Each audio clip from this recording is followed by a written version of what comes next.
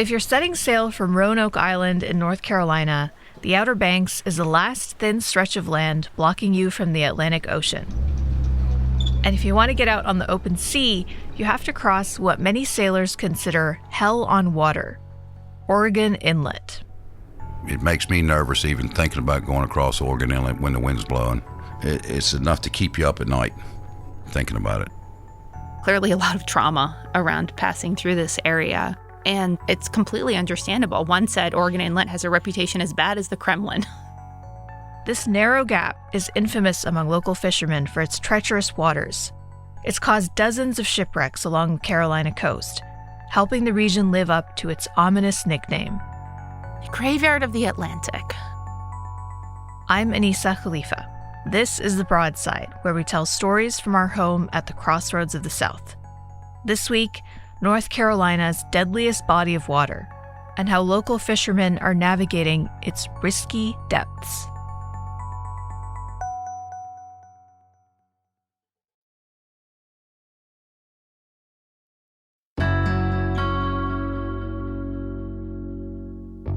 I first learned about Oregon Inlet last year, and I'm always fascinated by stories that involve the ocean, so I naturally wanted to learn more about that.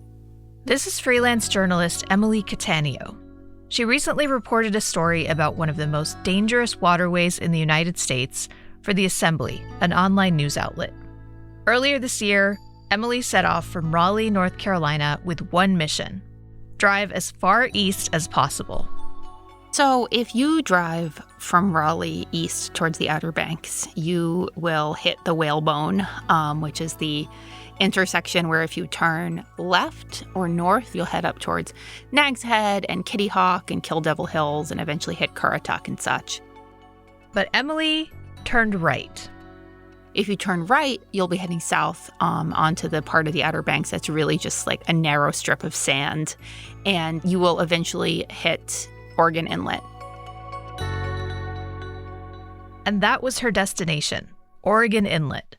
It's a narrow pocket broaching the coast's barrier islands that's menaced communities along the Outer Banks for generations.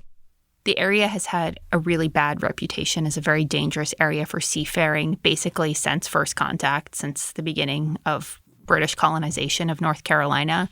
And the reason for that is there are constantly shifting shoals around the Outer Banks. And, you never know if you're going to have a clear passage with your ship or your boat, or whether you're going to hit a sandbar. And sandbars can be really, really dangerous for seafarers. Emily says the inlet's shifting shoals have routinely caused boats to get stuck or even capsize, often putting sailors in serious danger. 27 deaths since 1961 in the inlet. One fisherman I talked to said he knows personally of 12 to 15 boats that were lost there. What makes these waters so dangerous? Like, what is actually happening here? The inlet, originally, it was like, this is great because it's an easy way for the fishermen to get through the barrier islands. Instead of previously, it was all the way from Chesapeake down to Beaufort and Morehead City. There was no way through the Outer Banks until Oregon Inlet was made. And it was formed in 1846 when a hurricane tore through the barrier island and made this inlet. But the issue is that there's sand that piles up and it's ever shifting. And it's really hard to tell, is this channel going to be 4 feet? Is this channel going to be 14 feet? Add in choppy waves, add in dramatic tides, add in winds, and it's really, really difficult to navigate. These dangerous conditions have rightly made Oregon Inlet notorious. But it's only one part of a much deeper legacy. The waters off the Outer Banks are known as the Graveyard of the Atlantic. And for good reason. We have over 2,000 shipwrecks off the coast of North Carolina. That's Molly Trivalpiece. She's the education curator at the Graveyard of the Atlantic Museum in Hatteras, North Carolina. She says a whole host of things have helped create this graveyard. Weather is a big one, or the environment, really. And then there's the pirates. Way back in piracy's heyday, swashbucklers, including the famous Blackbeard, used the shallow waters to hit trade ships that passed through the area. and the faster, smaller ships with a shallower draft so they could get into the shallower waterways that big trade ships could not get into. But it's not just old wooden ships from the 18th century down there. I don't think a lot of people realize that World War II was hit so close to home over here. We've got a couple of U-boats sunk off the coast. They did quite a bit of damage in World War I and World War II, actually. However, there's one modern shipwreck in particular that stands out above them all. It's one of my favorites. So, November 2006, what is known as the Chipwreck.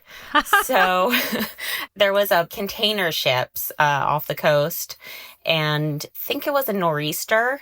They lost a couple of those containers, and one of those just kind of made its way toward shore, kind of washed up on the beach. And as it came ashore, it broke open, and it was full of Dorito bags.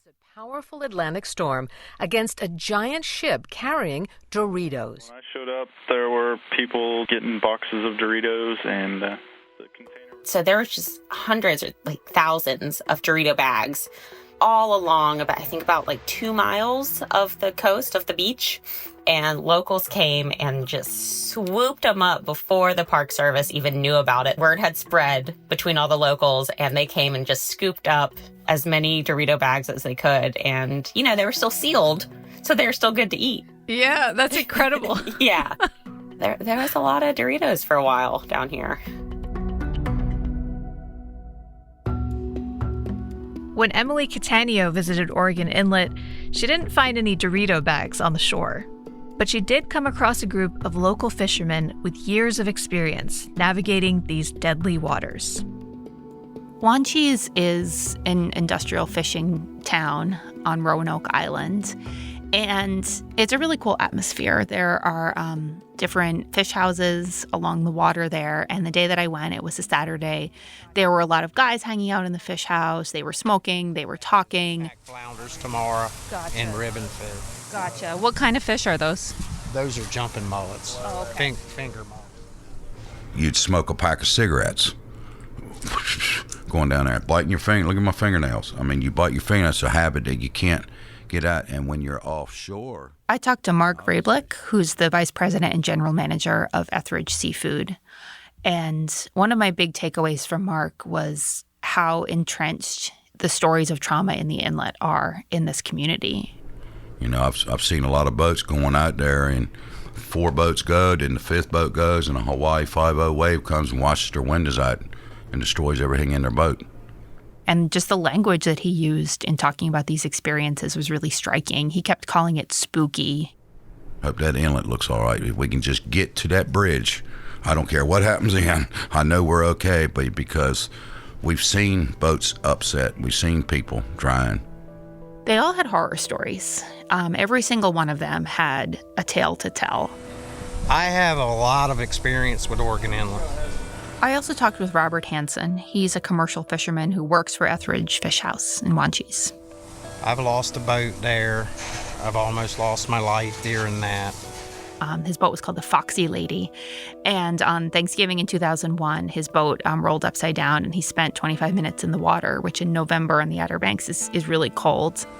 I'm sweating right now just talking about something that happened 20 years ago. No, I'm terrified of it. So why even sail through it if it's this treacherous? The fishermen have to get to work. If you're not from Wanchese, you don't have to sail through the inlet, and many people don't. They just go to other ports, and they don't patronize the fish houses at Wanchese anymore. But if you work there in the industrial park on Roanoke Island, there's kind of no other way to get to your job. It's like if you had to drive on a really dangerous highway to get to work. What else are you going to do?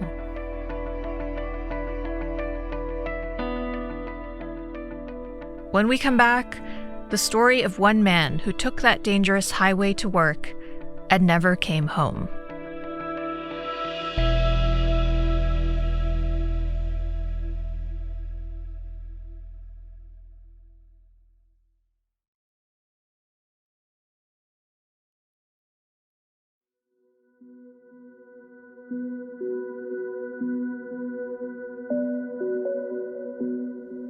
So, Emily, in your reporting, you spotlight a fisherman named Charlie Griffin. Who is he and what is his story?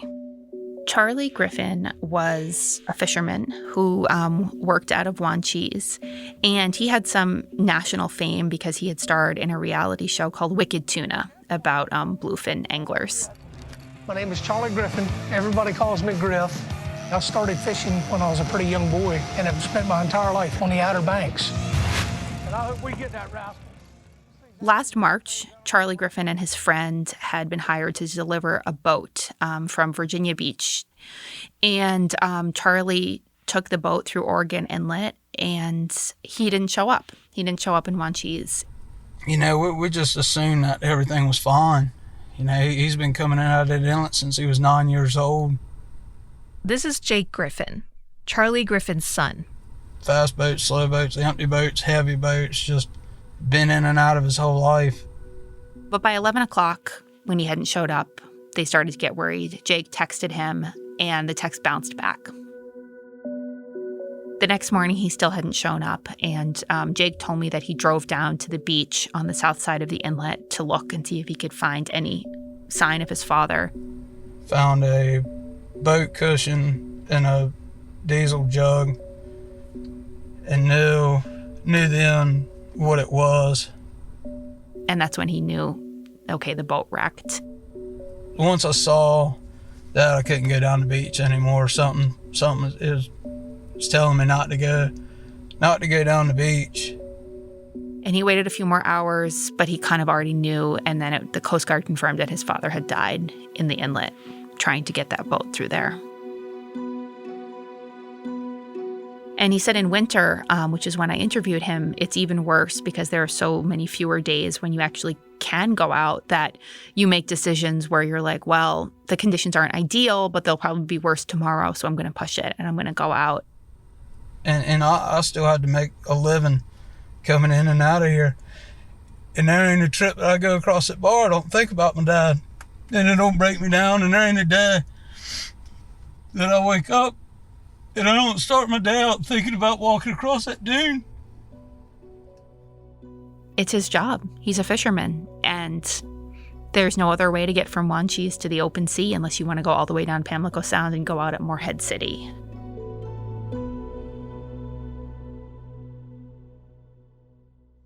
How can you make these waters less dangerous? Have there been any solutions that have been offered? So, the jetty. The jetty is the solution that has been talked about a lot over the past decades, and it is a very controversial solution. Basically, a jetty is a man-made structure that protrudes from the land out into a body of water. It's usually made of stone or cement, and jetties are typically effective for breaking rough water and holding sand in place. So if there were a jetty or two jetties in Oregon Inlet, it would likely make the sand a lot more stable. There wouldn't be as much shoaling. It would make everything just a lot more predictable. But the issue is that environmental and conservation groups tend to be really anti-jetty. They say that hardened structures disrupt fish larvae migration patterns, generally hurt key species that the fishermen actually really rely on for their jobs, that they cause erosion, that they degrade water quality, just generally lots of bad things for the longevity of our oceans. Did this ever come close to actually becoming a reality, though? So, traveling back in time to the 1970s, in 1970, Congress actually authorized the construction of two jetties in the inlet. So, in the decades after 1970, there were so many lawsuits, so many environmental studies, economic studies, back and forth. And we were told back in the 70s that we would maybe get some kind of permanent stabilization of Oregon Inlet. And it's just one environmental study after another. And eventually in 2003, after, again, those decades of back and forth and millions of dollars spent, the Bush White House announced the plan was dead. That's not to say that there aren't people who still want jetties. All the fishermen in Wanchese still say that they want jetties. One told me a jetty would be better than white bread.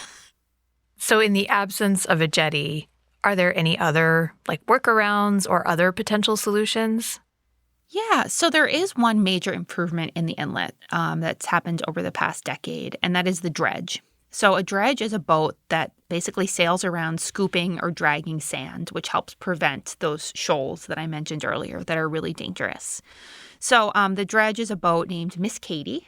Great name. Yeah. And it arrived in Wanchese in 2022. It was funded by a public-private partnership. And now the state and Dare County pay about $12 million a year for Miss Katie to motor around and basically make sure that the channels stay open and that the shoal doesn't build up. It's better than not having a dredge. You know, it keeps us going, but you never know from one storm to another. It's definitely made things better. The fishermen are happy that they have a dredge. Overall, people said great things about the dredge, but fishermen also described it to me as a Band-Aid on the problem. They're happy with it, but they don't think it's enough. So what's next for Oregon Inlet and for the fishermen who navigate it? They go to work, right? They keep sailing through the inlet. They have the dredge. People are still talking about a jetty, but it seems like a pie-in-the-sky dream. There are many reasons why commercial fishermen feel like they are imperiled and their livelihood is imperiled, but they say that Oregon Inlet certainly doesn't help. It's a big reason why they feel like Wanchese is not the robust place that it could be or that it used to be, and who knows what the future holds for the industry. And Oregon Inlet's a huge part of that. Anybody that says they don't respect Oregon Inlet, it's because they've never gone across it very much.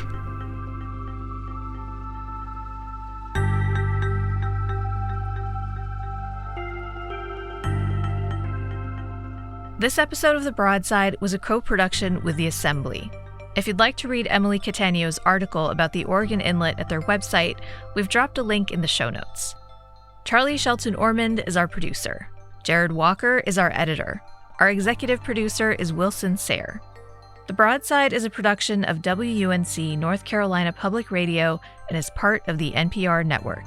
If you have feedback or a story idea, you can email us at broadside@wunc.org. If you enjoyed the show, leave us a rating, a review, or share it with a friend. I'm Anissa Khalifa. Thanks for listening, y'all. We'll be back next week.